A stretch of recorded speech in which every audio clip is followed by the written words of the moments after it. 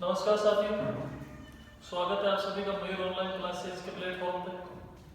आज हम 12th mathematics के एक नए टॉपिक का शुरुआत करने जा रहे हैं जिसका नाम है आव्यूह, इंग्लिश में मैट्रिक्स। क्या नाम है डियर? आज हम स्टार्ट करेंगे आव्यूह, जिसे इंग्लिश में मैट्रिक्स भी कहते हैं। 12th मैथमेटिक्स के सबसे सरलतम टॉपिकों में से एक है ये, इसलिए इसकी आज हम शुरुआत कर रहे हैं। बट ध्यान से ध्यान देंगे, एक एक चीज को समझते हुए चलेंगे। सर्वप्रथम हम स्टार्ट कर रहे हैं आव्यूह को। तो सर्वप्रथम हमें ये जानना होगा कि जो ये आव्यूह है इसका मीनिंग क्या होता है, इसका मतलब क्या होता है, इसका अर्थ क्या होता है। तो देखिए बच्चों, हम बात कर रहे हैं आव्यूह यानी मैट्रिक्स। तो आव्यूह क्या होता है और इसकी कहां पे आवश्यकता पड़ती है? आव्यूह क्या है? एक व्यवस्था है, संख्याओं को निरूपित करने या लिखने की क्या है, एक व्यवस्था है। कैसी व्यवस्था है? आव्यूह संख्याओं को लिखने की एक ऐसी व्यवस्था है, एक ऐसा व्यवस्थित तरीका है। संख्याओं को देखो, लिखने के दो तरीके होते हैं। एक तो मैं लिख दूं 2 3 4 3 2 0, मतलब एक देखने से ये लग रहा है कि व्यवस्थित रूप से संख्याओं को लिखा गया है। एक में लिख दूं 2 3 4 6 8 0, तो ये जो मेथड है ये व्यवस्थित नहीं दिख रहा है, अस्त व्यस्त लिखी हुई है संख्याओं को। तो आव्यूह क्या है डियर स्टूडेंट? संख्याओं को लिखने का एक व्यवस्थित तरीका है। बड़े ध्यान से जानेंगे और सुनेंगे। आव्यूह की डेफिनेशन पूछ ले तो क्या बोलेंगे? संख्याओं को निरूपित करने या लिखने की एक ऐसी व्यवस्थित व्यवस्था जिसमें संख्याओं को पंक्तियों तथा स्तंभों के आयताकार या वर्गाकार विन्यास में लिखा जाता है। अब इसको प्रैक्टिकली देखेंगे तब समझ में आएगा। क्या बोला? संख्याओं को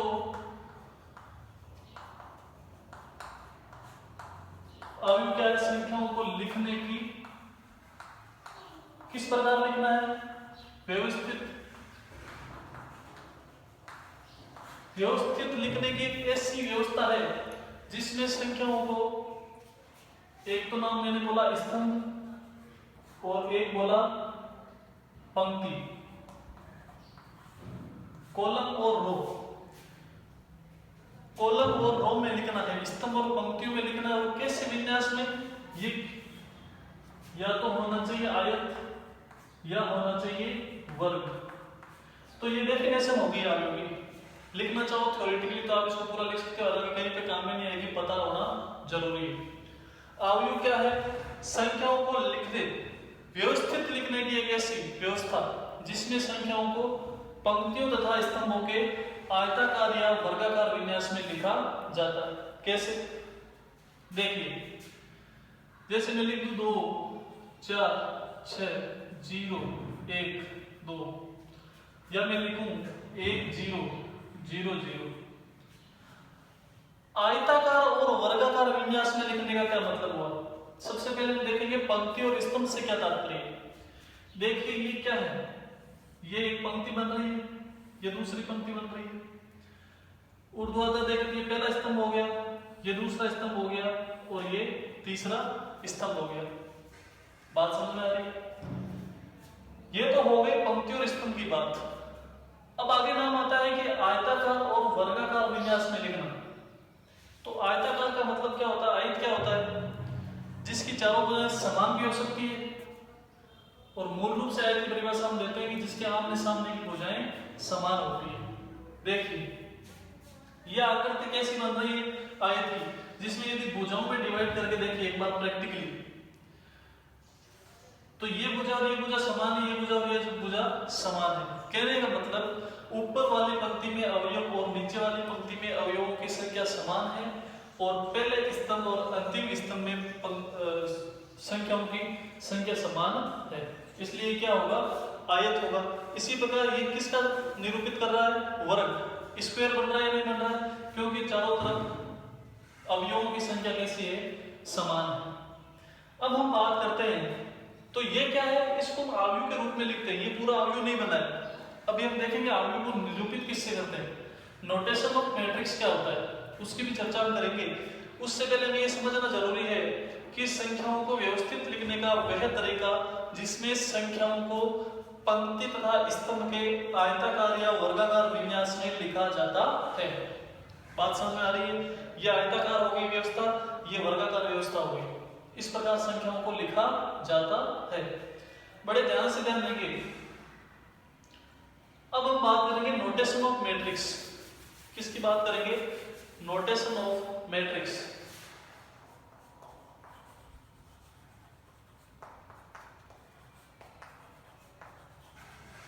नोटेशन ऑफ मैट्रिक्स का मतलब क्या हुआ? अवयव को किससे प्रदर्शित किया जाता है या बोले अवयव का चिन्ह क्या होता है। तो देखिए, जो बड़ा ब्रैकेट होता है इसके बीच में आ जाएगी संख्याएं, नंबर्स, अवयव, एलिमेंट।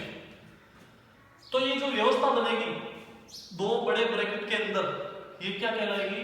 अवयव कहलाएगी, मैट्रिक्स कहलाएगी। बात समझ में आ रही है? जैसे फॉर एग्जांपल मैं यहाँ पे लिखूं 4 6 2 3 2 1। बड़े ध्यान से ध्यान देंगे।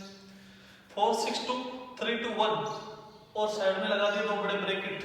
तो ये क्या बन गई? हमारी मैट्रिक्स। ये क्या हो गई? मैट्रिक्स हो गई। अब इसमें क्वेश्चन ये भी बन सकता है कि इसमें आयताकार तथा वर्गाकार विन्यास में ही क्यों लिखा जाता है। तो बड़े ध्यान से ध्यान देंगे।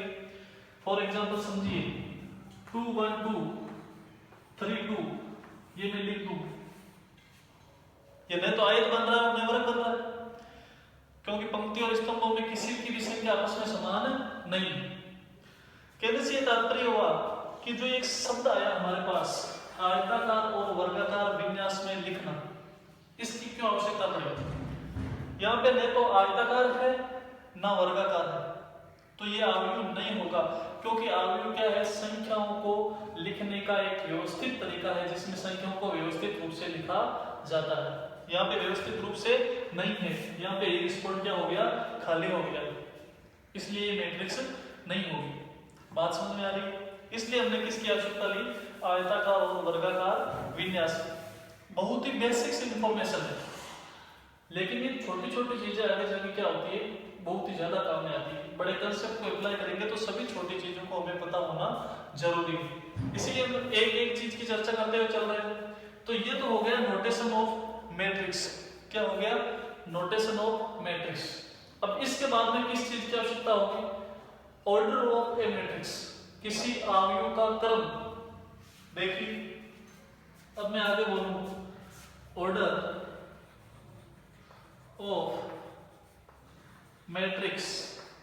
ऑर्डर ऑफ मैट्रिक्स का मतलब क्या हुआ? किसी भी अवयव का क्रम, या इसको बोल सकते हैं अवयव की कोटि। मुख्य रूप से ये नाम आपको देखने को मिलेगा। क्या? अवयव की कोटि क्या है?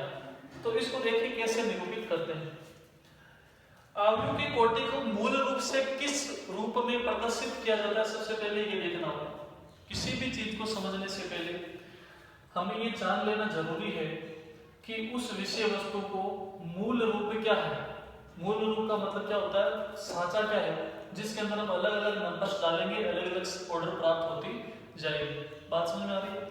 तो इसका मूल रूप क्या है? स्टैंडर्ड फॉर्म क्या है? m into n। क्या लिखा जाता है? m into n। अब हमें पता चल गया m क्या है और n क्या है, तो हम किसी भी अवयव की कोटि या ऑर्डर बता सकते हैं। देखिए जी, यहाँ पे m क्या है? Where m is equal to number of row और n is equal to number of column. n तो क्या है? पंक्तियों की संख्या, और n क्या है? स्तंभों की संख्या। नंबर ऑफ रो पंक्तियों की संख्या, पंक्तियों की संख्या, एंड नंबर ऑफ कॉलम स्तंभों की संख्या। यह होगी थ्योरेटिकल बात किसकी? ऑर्डर ऑफ एनी मैट्रिक्स, किसी अवयव के क्रम या किसी अवयव की कोटि क्या होती है। प्रैक्टिकली रूप से देखें इसको। फॉर एग्जाम्पल ले सर, मैं कोई मैट्रिक्स लिखता हूं, देखेंगे उसकी कोटि क्या होती है। देखिए 2 4 6 3 2 1 4 2, ये भी मैं लिख देता हूं। तो इस अवयव की कोटि क्या होगी? कोटि कहां लिखी जाती है? यहां पे लास्ट में नीचे m इंटू n होती है, ये हमें पता है। n क्या है? नंबर ऑफ रो, पंक्तियों की संख्या। कितनी पंक्तियां हैं इसके अंदर? 2। कितनी पंक्तियां हो गई? 2। 2 बाई स्तंभों की संख्या, स्तंभ कितने हैं? 1 2 3 4, 2 बाई 4। तो जो हमारे पास मैट्रिक्स गिवन है उसकी ऑर्डर क्या होगी? 2 बाई 4 होगी। क्या होगी? 2 बाई 4। बात समझ में आ गई? यहाँ तक किसी भी अवयव की हमें कोटि पूछी जाए तो वो होती है m इंटू n, और उसमें m क्या होती है? पंक्तियों की संख्या, और n होती है स्तंभों की संख्या। बात समझ में आ रही है? तो इस प्रकार हम किसी भी मैट्रिक्स की कोटि बता सकते हैं। फॉर एग्जांपल और ले लूं मैं 2 4 0 1, इसकी कोटि पूछे कितनी होगी? पंक्तियों की संख्या 1 2, 2 पंक्तियां है जी, और स्तंभ कितने हैं? 2, ऑर्डर हो जाएगी 2 बाई 2। इसी प्रकार किसी भी अवयव की कोटि या ऑर्डर हम बता सकते हैं। क्लियर? ये तो हो गई हमारे बेसिक्स इंफॉर्मेशन किसके बारे में? मैट्रिक्स के बारे में। अब इसमें मैं एक बात और बताऊं। इसमें एक होती है सब मैट्रिक्स, उप अवयव। इसको मिटा देता हूं मैं एक बार, जिसको भी नोट करनी होगी चीजें या तो पॉज करके कर लिया करो।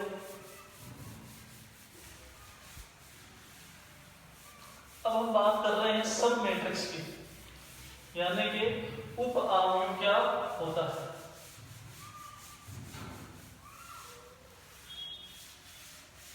अवयव की बात कर ली हमने, क्या है? अब हम बात करेंगे सब मैट्रिक्स की। देखिए सब मैट्रिक्स यानी कि उप अवयव। उप अवयव या सब मैट्रिक्स क्या होता है? नाम से पता चला। देखो, एक होता है राष्ट्रपति, एक होता है उपराष्ट्रपति, मतलब राष्ट्रपति के सेकंड नंबर पे राष्ट्रपति के बाद में किसका होता है? उपराष्ट्रपति होता है। उसी प्रकार मैट्रिक्स के उप अवयव मतलब सब मैट्रिक्स उप अवयव का मतलब क्या होता है? मैट्रिक्स से उसी मैट्रिक्स का छोटा मैट्रिक्स। बात समझ में आ रही है? फॉर एग्जाम्पल हमारे पास कोई अवयव ए है 2 4 3 2 1 0 0 0 1, कोई भी नंबर लिख लेंगे। हमें पूछ लिया कि जो अवयव ए दिया हुआ है उसका उप अवयव क्या होगा। बड़े ध्यान से ध्यान देंगे।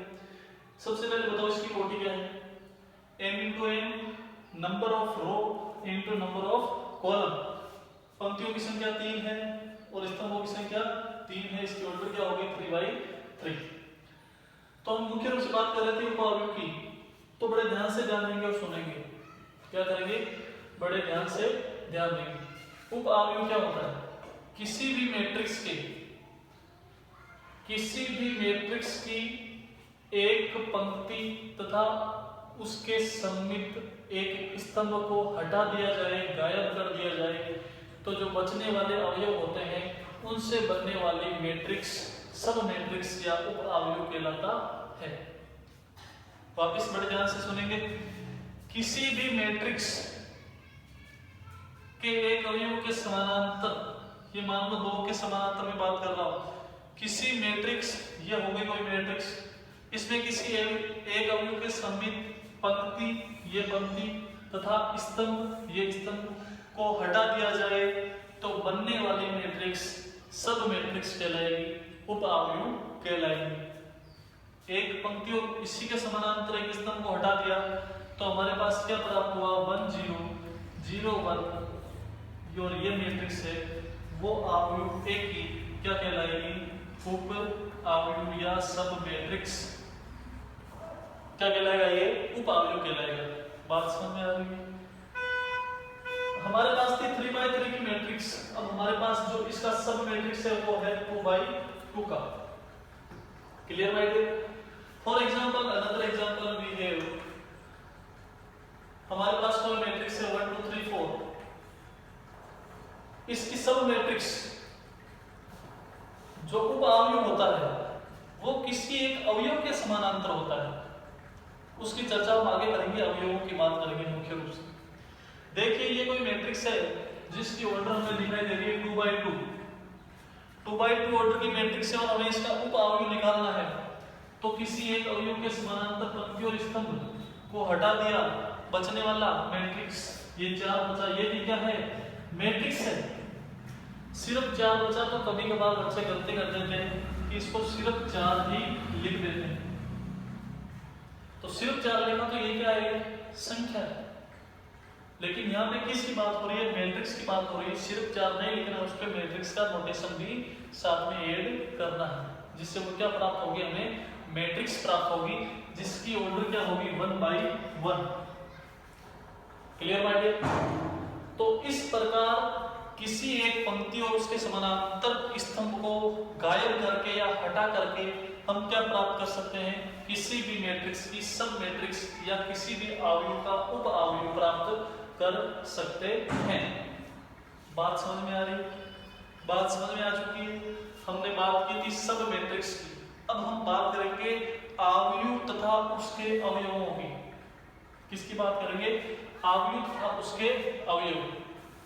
देखिए यहीं की साइड में किसकी बात कर रहे हैं? मैंने क्या बताया? अवयव, matrix and their elements. Matrix and their elements मतलब क्या हुआ? कोई भी अवयव, ये सबसे मुख्य धारा है। अवयव पढ़ोगे तो जो चीजें अभी तक हमने चर्चा की और अभी हम आगे इस क्लास में चर्चा करने वाले हैं, ये मैट्रिक्स के लिए बेसिक फंडामेंटल है, पता होना ही है। अगर आप मैथमेटिक्स के स्टूडेंट हो तो आपको ये चीजें पता होना जरूरी है, कंपलसरी है। मैट्रिक्स एंड देयर एलिमेंट, कोई भी अवयव तथा उसके अवयव, अवयव तथा उसके अवयव।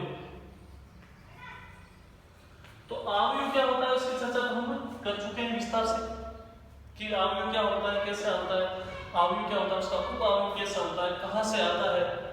बात समझ में आ रही? इसकी चर्चा हम कर चुके हैं इसमें। अब हम बात करेंगे अवयव।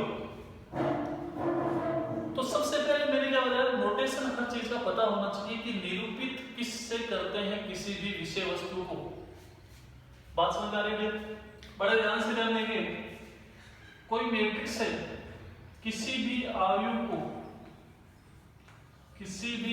को अल्फाबेट के कैपिटल लेटर से नोटेशन किया जाता है। किसी भी अवयव को, बड़े ध्यान से सुनेंगे, किसी भी अवयव को अंग्रेजी वर्णमाला के बड़े अक्षर से निरूपित किया जाता है तथा उसके समकक्ष अवयवों को अंग्रेजी वर्णमाला के छोटे लेटर से, छोटे अक्षर से निरूपित किया जाता है। अवयव को कैपिटल लेटर से और अवयव को स्मॉल लेटर से निरूपित या नोटेट किया जाता है। अवयव जैसे मानो ए है, तो जो अवयव ए है इसके अवयवों को इसी के समकक्ष स्मॉल लेटर से बताया जाएगा। जैसे मैंने बताया कि अवयव कैपिटल ए है, तो जो अवयव ए है इसके अंदर जाहिर सी बात है कुछ न कुछ अवयव होंगे तभी ये अवयव बना। तो इसके जो अवयव है उनको ए के समकक्ष स्मॉल लेटर क्या होगा? छोटा है, इससे निरूपित किया जाता है। फॉर एग्जांपल कैसे किया जाता है इसकी चर्चा करेंगे। देखिए फॉर एग्जांपल मेरे पास एक मैट्रिक्स ए है, इसके अंदर मैं लिख दूं 2 4 6 5 3 2। ये क्या हो गई? मेरे पास एक मैट्रिक्स हो गई। इसकी कोटि भी देख लेते हैं। कोटि क्या है? पंक्तियों की संख्या 2 है, स्तंभों की संख्या 3 है, कोटि हो गई 2 by 3। अब इसके जो अवयव है, जैसे ये 2 है, ये क्या है? अवयव है। इसको नोटेट करने का तरीका क्या होता है? देख AIJ क्या होता है? बड़े ध्यान से ध्यान देंगे। किसी भी अवयव के अवयवों को प्रदर्शित करने का उसी के समकक्ष, जैसे ए है बड़ा तो छोटा ए आई जे होगा, एक ही जगह बी होगा तो बी आई जे हो जाएगा, सी होगा तो सी आई जे हो जाएगा, कॉमन सी बात है। अब इसमें आई और जे क्या है, जैसे ए इंटू ए था हमारा पंक्तियों की संख्या गुणा स्तंभों की संख्या, उसी प्रकार आई जे क्या है, आई क्या है पंक्ति और जे क्या है स्तंभ, कि जो अवयव की जिस अवयव की हम बात कर रहे हैं वो किस पंक्ति में स्थित है और किस स्तंभ में स्थित है, उससे हम क्या बताएंगे, उस अवयव की स्थिति बताएंगे। क्या बताएंगे, अवयव की स्थिति, पोजीशन ऑफ एलिमेंट। बात समझ में आ रही है? जैसे ये दो है तो इस दो को मैं क्या लिखूंगा, ए आई जे, पंक्ति और स्तंभ कौन सी पंक्ति में है, पहली पंक्ति में स्थित है तो A1, स्तंभ कौन सा है, फर्स्ट कॉलम है तो 1, ये क्या हो जाएगा A11। तो बेसिकली क्या होता है, ये होता है A11, A12, A13, तीन ही है, नीचे हो जाता है A21, A22, A23। ये हो गई हमारे मैट्रिक्स का fundamental basic standard form of a matrix. बात समझ में आ रही है, यानी मैट्रिक्स ए और इसकी स्टैंडर्ड फॉर्म हो गई ये। अब 3x3 का है तो नीचे 3 1 3 2 3 3 हो जाएगा, जैसे इसको मैं बड़ा कर दूं 1 0 0, ये 3x3 का है तो नीचे क्या आ जाएगा A31 A32 A33, ये क्या हो जाएगा basic standard form of a matrix, किसी भी अवयव का स्टैंडर्ड फॉर्म ये होगा। जैसे इस अवयव की बात करूं मैं A32, ये 32 कैसे हुआ, तो हमने बात की अवयव का स्टैंडर्ड फॉर्म क्या होता है, ए आई जे। क्या होता है ए आई जे, जहां पे आई होती है कौन सी पंक्ति है और जे होता है कौन सा स्तंभ है जहां पे अवयव स्थित है, पोजीशन ऑफ एनी एलिमेंट। तो बड़े ध्यान से ध्यान देंगे, ये अवयव कौन सी पंक्ति में है, फर्स्ट सेकंड थर्ड, तीसरी पंक्ति में। स्तंभ कौन सा है, फर्स्ट सेकंड स्तंभ हो गया, इसको क्या लिखेंगे A32। तो इस प्रकार हम किसी भी अवयव की स्थिति बता सकते हैं, we can tell position of any element of a matrix. बात समझ में आ रही है? तो ये हो गई basic fundamental of any matrix. किसी भी अवयव के जो स्टैंडर्ड फॉर्म है उसकी चर्चा की हमने, उसके उप अवयव की चर्चा की, अवयव तथा अवयवों के बारे में हमने बात की। अब हम बात करेंगे अवयव से संबंधित कुछ और प्रॉपर्टी के बारे में। नोट कर लीजिए इसको।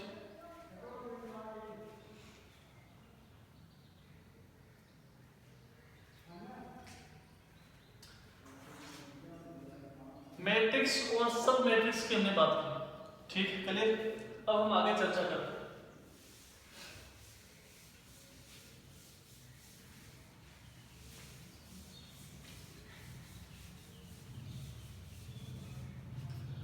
देखिए आगे हम क्या बात करेंगे,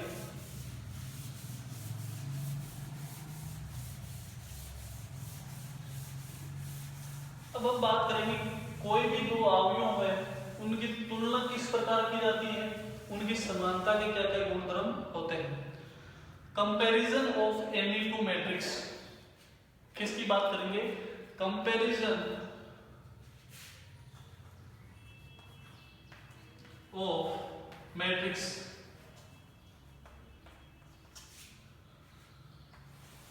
हिंदी में तुल्यता या तुलना किसकी, अवयवों की। जाहिर सी बात है अवयवों की बात करें तो उन्हीं की तुलना करेंगे। तो दो अवयवों की तुलना करने का मेन गुणधर्म क्या होता है, किन्हीं भी दो अवयवों की तुलना करते हैं तो सबसे इंपॉर्टेंट प्रॉपर्टी होती है, जैसे मैट्रिक्स ए है और एक मैट्रिक्स बी है, कोई मैट्रिक्स ए है और कोई मैट्रिक्स बी है, उनकी तुलना कब करेंगे, जब उन दोनों अवयवों की कोटि समान होगी। ए एन इंटू एन बराबर होगा बी एन इंटू एन। मुख्य रूप से दोनों की कोटि क्या होना चाहिए, समान होना जरूरी है, जिसका सीधा सा तात्पर्य क्या होता है, डेफिनेशन के फॉर्म में इसको क्या बोलेंगे कि दो अवयवों की तुलना के लिए, दो अवयवों की तुल्यता के लिए सबसे महत्वपूर्ण चीज क्या है कि दोनों अवयवों में पंक्तियों की संख्या तथा स्तंभों की संख्या आपस में समान होनी चाहिए। बड़े ध्यान से जान लेंगे और फिर से सुनेंगे। किन्हीं दो अवयवों की तुलना के लिए उनके स्तंभों की संख्या तथा उनके पंक्तियों की संख्या समान होना जरूरी है। यही बात हम शॉर्ट में बोले तो दोनों की कोटि समान होना जरूरी है। एक ही बात, तो इसको किसी भी प्रकार हम बोल सकते हैं। ये तो था कंपैरिजन ऑफ मैट्रिक्स। अब हम बात करेंगे इक्वलिटी ऑफ मैट्रिक्स। देखिए इसका एग्जांपल दे दूं मैं आपको।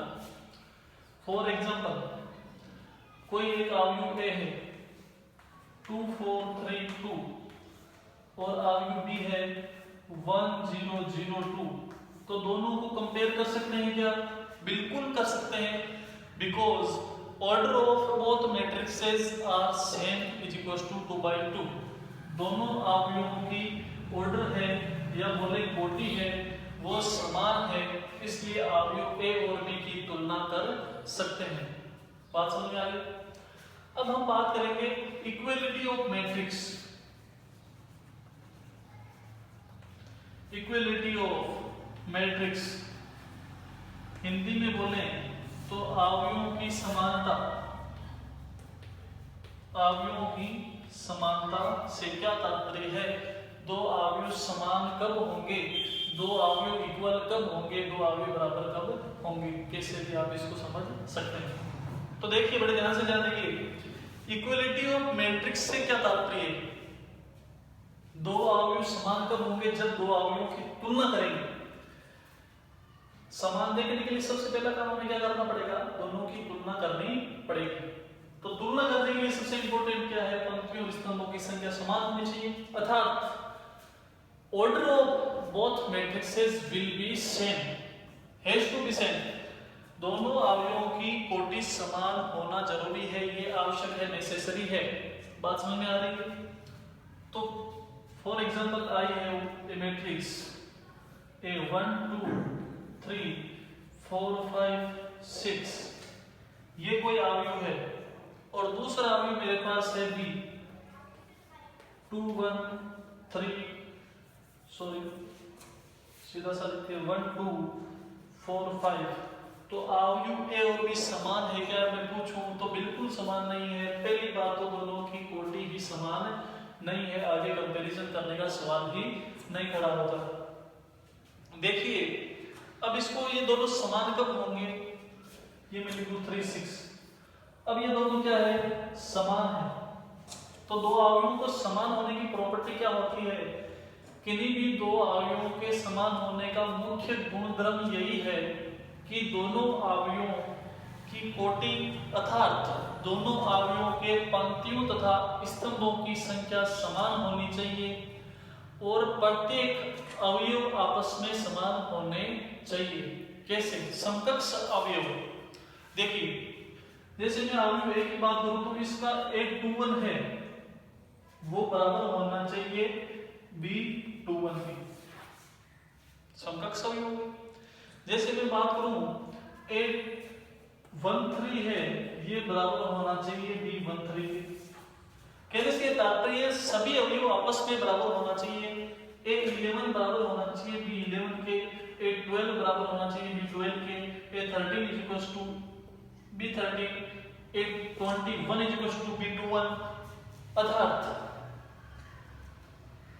दो अवयवों के समान होने के लिए उनकी कोटि समान होनी चाहिए और उनके समकक्ष सभी अवयव समान होने चाहिए, तब वो दोनों अवयव बोथ मैट्रिक्सेस आपस में क्या होगी? इक्वल होगी, समान होंगी। बात समझ में आई? तो इस प्रकार हम बता सकते हैं कि दो अवयव है वो समान है या नहीं। बात समझ में आ रही है? नोट करना चाहिए तो नोट कर सकते हैं।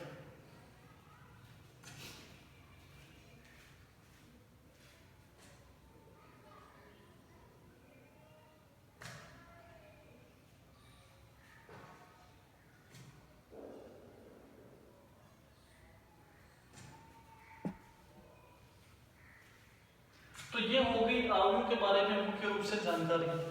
अब हम अगली क्लास में या अगले वीडियो में बात करेंगे कि जो अवयव है उनके कौन कौन से प्रकार होते हैं या अवयव कितने प्रकार के होते हैं। ठीक है, धन्यवाद।